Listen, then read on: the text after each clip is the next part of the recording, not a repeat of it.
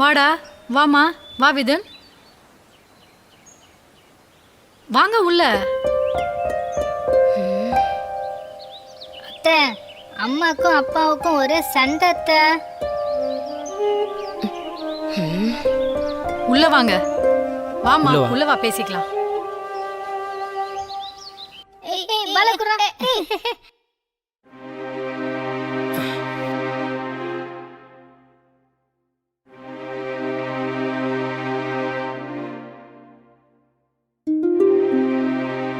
என்னப்பா பிரச்சனை? ரெண்டு பேர்ல ஒருத்தர் வாயை திறந்து சொல்லி தொலைங்க. ஏதா இருந்தாலும் உங்க தம்பி கிட்ட கேளுங்க அண்ணி. சொல்லுடா. அக்கா, நான் சீட்டு கம்பெனி நடத்தினேன்ல, நஷ்டமாயி பெரிய பிரச்சனை ஆயிடுச்சுக்கா. சீட்டு கம்பெனினாவே ஏமாத்திட்டு போயிடுவாங்கன்னு ஜனங்க மத்தியில் ஒரு கெட்ட பேர் இருக்கு. அதுக்கு விதி விலக்கலன்னு நீயே நிரூபிச்சிட்டியப்பா. நான் அப்பவே சொன்னேன், சீட்டு கம்பெனி வேணா, ஒண்ணும் வேணான்னு.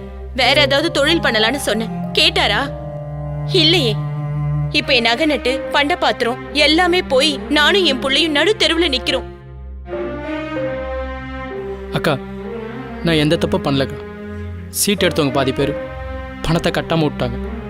கொஞ்ச நாள் பொறுங்க, பணத்தை திருப்பி தரேன்னு சொன்னேன். கேட்காம பிரச்சனை பண்ணுறாங்கக்கா. பிரச்சனை மட்டும் பண்ணல அண்ணி. ஏமா, வீட்டில் சோத்தாக்கி போறியா, வேற ஏதாவது ஆக்கி போறியா?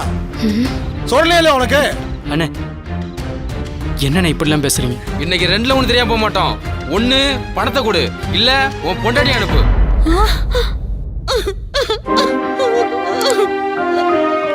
இதுக்கப்புறம் எப்படி நீ அங்க இருக்க முடியும் எங்களால?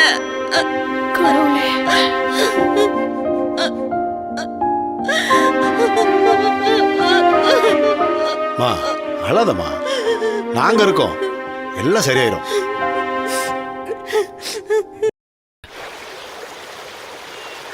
எப்படி நம்ம சாமியாரு?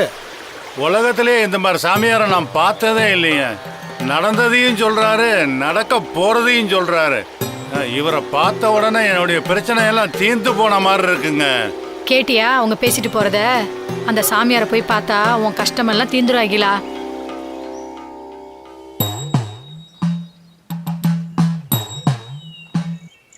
சாமி, நீங்க யாரு, எதுக்கு வந்திருக்கீங்கன்னு சாமி அருள் வந்தோன்னு அவரே சொல்லுவார்.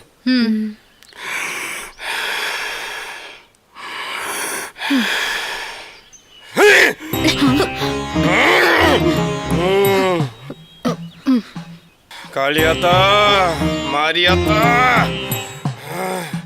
எல்லாரும் வாங்க. உன் புள்ள கஷ்டத்தோட வந்திருக்குது, அது பிரச்சனையை தீக்கிறதுக்கு வந்து நல்ல வாக்க சொல்லு. உன் பேரு அகிலா, நீ சென்னையில இருந்து வந்திருக்கிற. உன் புருஷன் சீட்டு கம்பெனி நடத்தி நஷ்டப்பட்டு தெருவுக்கு வந்துட்டான், இதானே? ஆமா சாமி. கவலைப்படாத, இன்னையோட உன் கஷ்டம் கூட தீந்துரு. ஆனா ஒரு இடத்துல மட்டும் கவனிக்காம விட்டுட்ட, உன் புருஷன் சேட்டை பண்றான். என்ன சாமி சொல்றீங்க? ஆமா,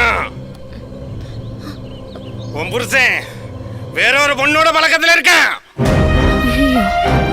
என்ன இப்படி சொல்றாரு? அத நீ கவனிக்காம விட்டுட்ட. இத நான் சொல்ல, ஆத்தா சொல்றான்.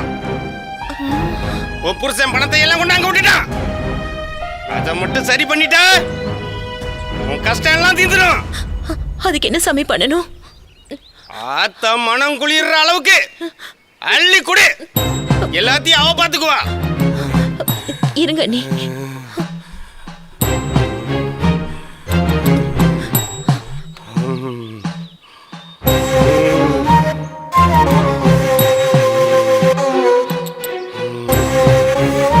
அந்த தாயத்தையும் எலுமிச்சை பழத்தையும் எடு.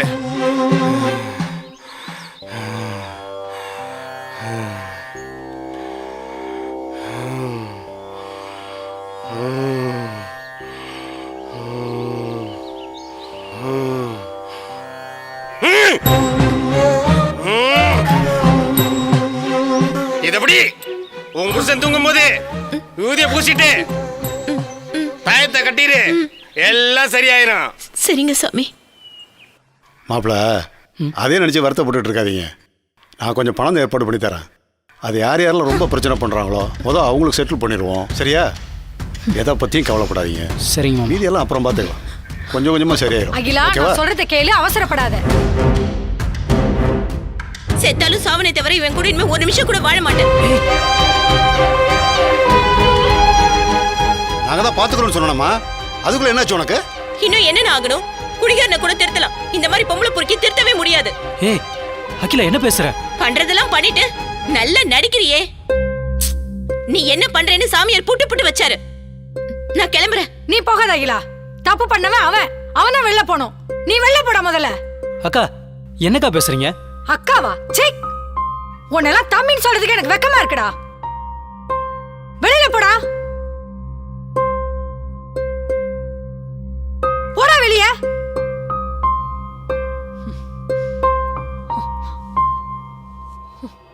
நீ வாமா உள்ள.